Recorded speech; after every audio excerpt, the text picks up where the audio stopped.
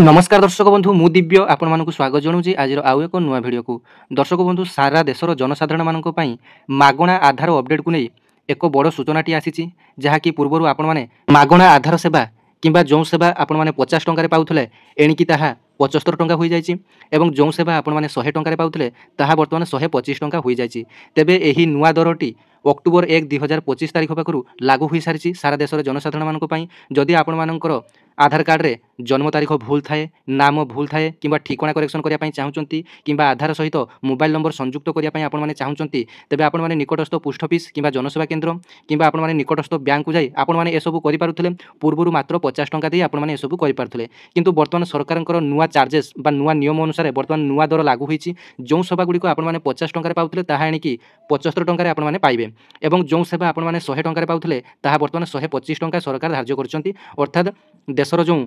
आधार सेवा जो UIDAI जो वेबसाइट अच्छी बर्तमान से आपण मैंने देखिपारे जे जदि आपण मैंने बायोमेट्रिक करेक्शन करने चाहूँगी जमीक फिंगरप्रिंट आईरिस ए सबू बायोमेट्रिक जदि अपडेट करने चाहूँगी बर्तमान 125 टंका आपण देवाई पड़ो। तेबे यही बायोमेट्रिक अपडेट करने निहाती आवश्यक कारण आपण मैंने सुभद्रा योजना ठारू रेशन कार्ड EKYC आपण फिंगरप्रिंट मागुची जदि आपण फिंगरप्रिंट नौ ना तेबे आपण रेशन कार्ड EKYC करें कि आपण सुभद्रा योजना एप्लाई करें आपण टंका पाई पारना तेबे ए सबू आपण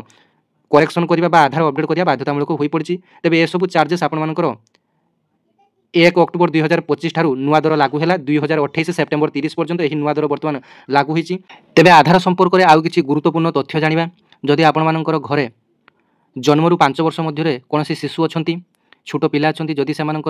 आधार उठाइवाई चाहूँगी तेबे आपण मैंने निकटस्थ पोस्ट ऑफिस जाए सेवा पाइपर आपण मैंने सांगर डॉक्यूमेंट ने कौन कौन जानी रखु। तेबे पिलार डेट ऑफ बर्थ सर्टिफिकेट एवं पिलाटी को आपण मैंने निजे नहीं जाए एवं बापा किंबा माँ जेकोसी जनकर आपण आधार कार्ड आवश्यक एवं सांगरे आपण मैंने जावा आवश्यक एवं आपण मैंने यही सेवाटी आपण मैंने निःशुल्क भाव में पाइपर जहाँ आपण मैंने बाल आधार बोली कहते जन्मरू 5 वर्ष मध्य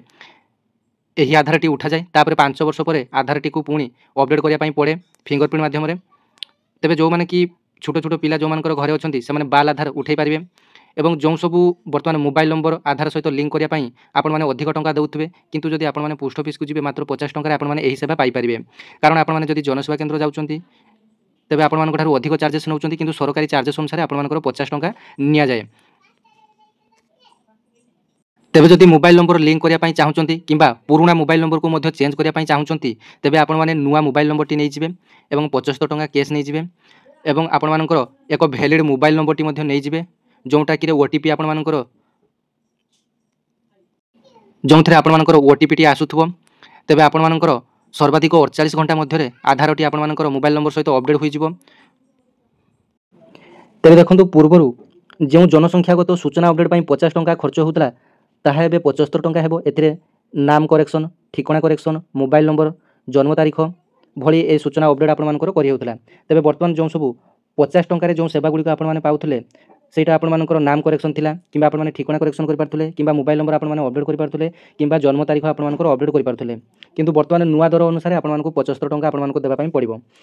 एवं बायोमेट्रिक अपडेट जेपर कि फिंगरप्रिंट आईरिस किंबा फोटो जदि आपण मानकर छोट बेलर फोटो थिबो तेबे वर्तमान बयसर आपण माने फोटो लगाय पई चाहूछंती किंबा आपण मानकर फिंगरप्रिंट पूर्वर आपण माने बाल आधार उठैतिले वर्तमान फिंगरप्रिंट काम करू नाही कार कार मध्ये फिंगरप्रिंट मध्ये मागुची आईरिस कार मध्ये मागुची एबे तेबे आपण माने अपडेट करिया पई पूर्वर 100 टंका चार्जेस आपण मानकर देउथिले जहा कि बायोमेट्रिक अपडेट तेबे वर्तमान एबे नुआ चार्जेस अनुसार आपण मानकु 125 टंका देबा पई पड़िबो। तेबे एही परिवर्तन 2025 रु 2028 मध्ये आपण मानकर बड़बत्तर रहिबो एही चार्जेसटा 2028 रु पुणी आउ गुटिए नुआ दर आपण मानकर लागू हेबो। तेबे आसंतु संपूर्ण खबरटी पढ़ी नबा जे एथरे आपण मानकर कोन डिटेल्स लिखा जायछि। तेबे देखंतु आपण मानकर आधार कार्ड अपडेट करबा एबे आपण मानकर पॉकेट ऊपर बुझ होई पारे। भारतीय अनन्य परिचय प्राधिकरण आधार संबंधी सेवा शुल्क वृद्धि घोषणा करिछि। एही नूतन शुल्क 1 अक्टोबर 2025 रु लागू होईछि 30 सेप्टेम्बर 2028 पर्यंत वैध रहिबो। एहा परे परवर्ती देय हार 1 अक्टोबर 2028 रु 30 सेप्टेम्बर 2031 पर्यंत पुणी आउ थरे नुआ दर लागू हेबो। तेबे देखंतु पूर्वरु 50 टंका किबा 100 टंका मूल्यर सेवा पई UIDAI वर्तमान यथाक्रमे 75 टंका एवं 125 टंका शुल्क आदाय करिवो। यह व्यतीत परवर्ती चक्र अर्थात 2028 रु यह आहुरी वृद्धि पाइबो। तेबे देखंतु वर्तमान जो आधार अपडेट करिया पई आपण मानकर मात्र 25 टंका लेखाय वृद्धि होईछि परवर्ती मुहूर्त रे यह आहुरी वृद्धि पाई पारे जहा कि वर्तमान रो अपडेट थिला। तेबे एटा थिला आपण मानको पई संपूर्ण अपडेट। जदि भिडियोटी भल लागिते ओडे लाइक करिवो अन्य माननको शेयर करिवे एवं चैनल को प्रथम थर पई विजिट करथिले सब्सक्राइब करनै ପାଖରେ ଥିବା ଘଣ୍ଟି ଚିହ୍ନଟି ଦବି ଅଲ୍ ନୋଟିଫିକେସନରେ ସେଟ୍ କରିଦେବେ। ଧନ୍ୟବାଦ। ଜୟ ଜଗନ୍ନାଥ।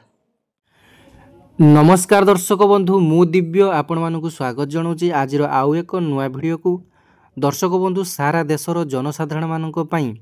ମାଗଣା ଆଧାର ଅପଡ଼େଟ୍କୁ ନେଇ ଏକ ବଡ଼ ଅପଡ଼େଟ୍ ଆସିଛି।